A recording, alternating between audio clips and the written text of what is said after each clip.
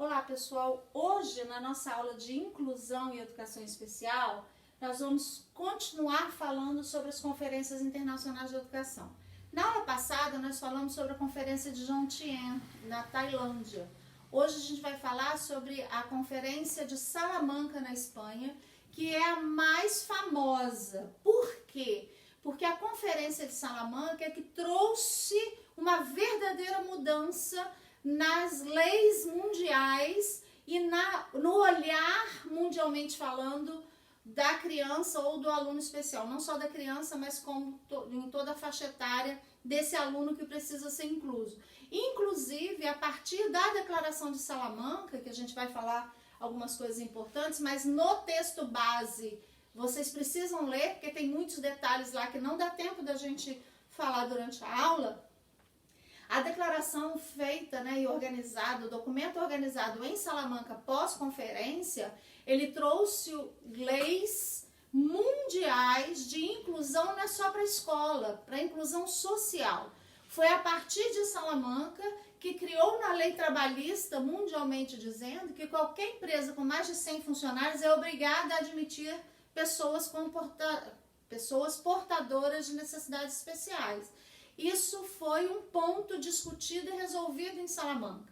Então, por isso, essa conferência de Salamanca é mega importante. Eu espero que vocês prestem bem atenção no que a gente vai falar hoje. Esse aqui é o nosso roteiro de aula, que vocês têm e já o conhecem, né? Aqui eu volto a dizer os três principais paradas, movimentos mundiais sobre esse olhar de inclusão e educação especial. Nós já falamos na aula passada sobre a Conferência de Educação para Todos de 1990, conhecida como Jomtien. Vamos falar hoje da Declaração de Salamanca, de 1994. E na próxima aula nós falaremos sobre a Convenção sobre o Direito das Pessoas com Deficiência em 2006, ok? Falaremos disso, que foi na Guatemala, mas a gente fala na próxima semana.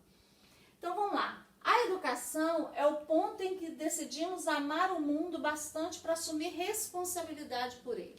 Quando a gente fala de amar o mundo, a gente está falando das pessoas. E pessoas são todas, sem distinção, sem discriminação, sem nenhum tipo de limite, tá? Nós não podemos olhar para as pessoas e observar os limites que elas têm. Nós temos que olhar para as pessoas e observar as potencialidades que elas têm.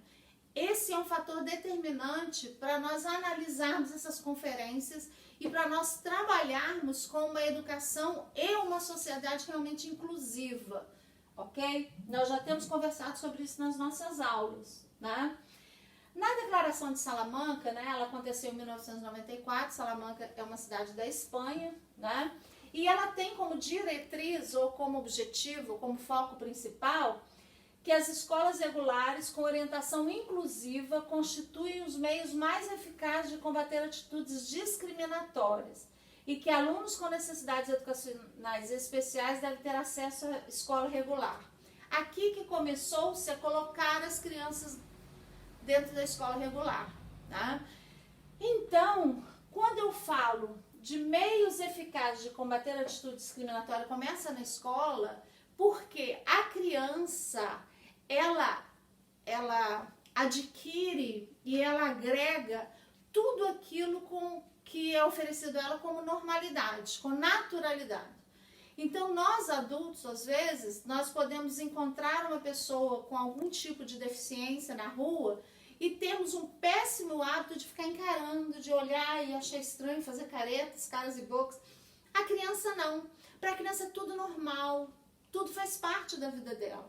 Então, se nós conseguirmos incutir na cabeça das nossas crianças, da educação, da escola, do ensino regular, da educação infantil, do ensino fundamental, se nós conseguirmos incutir na cabeça dessas crianças que o coleguinha só é diferente, mas ele não é uma aberração, ele não é um problema, ele só é diferente, daqui a pouco, daqui a uma geração de 10 anos, nós seremos jovens e adultos que olhem para o outro apenas como diferente, assim como todos nós somos diferentes uns dos outros. Isso tem que começar na educação infantil, E Salamanca foi o pontapé inicial para que isso começasse a acontecer. Então, quais foram as deliberações em Salamanca para os governos? O Ministério Público do mundo inteiro começou a mover e criar leis, e nós teremos aula sobre leis daqui a 2 semanas, para falar sobre isso. Então, o governo nacional de todos os países que estavam dentro da declaração tinham que atribuir a mais alta prioridade política e financeira para investir nos sistemas educacionais. Então, tem-se que separar recursos, verbas, especificamente para adequações escolares, né? Para incluir as crianças. Foram quando as escolas começaram a se preocupar com rampas de acesso, a se preocupar, e isso virou lei, né? Então, os prédios hoje, eles são fiscalizados para isso. A escola tem rampa, a escola é de fácil acesso, né?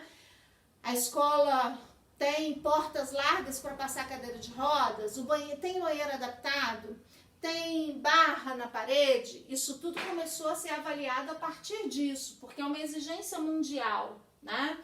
Outra coisa, adotar o princípio de educação inclusiva em forma de lei, matriculando a criança em escola regular, a não ser que tenham fortes razões para ter outra forma. No Brasil, o que é essa forte razão?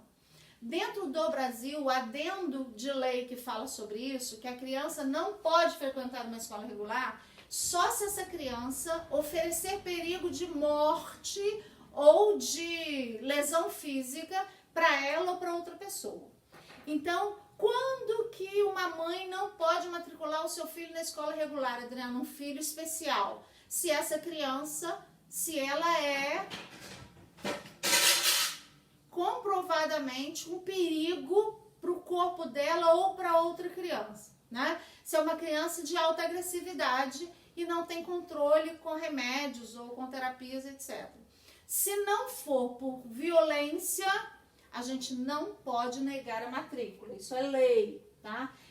Mas isso também é lei para a escola pública, porque se a escola particular, privada, tiver no seu regimento alguns princípios para recebimento de crianças inclusas e colocar ali alguma coisa, for aprovado e registrado esse regimento, for aprovado pela comunidade escolar, então ela pode sim ter algumas mudanças. Mas a escola pública não, a escola pública é obrigada na sua totalidade, tá?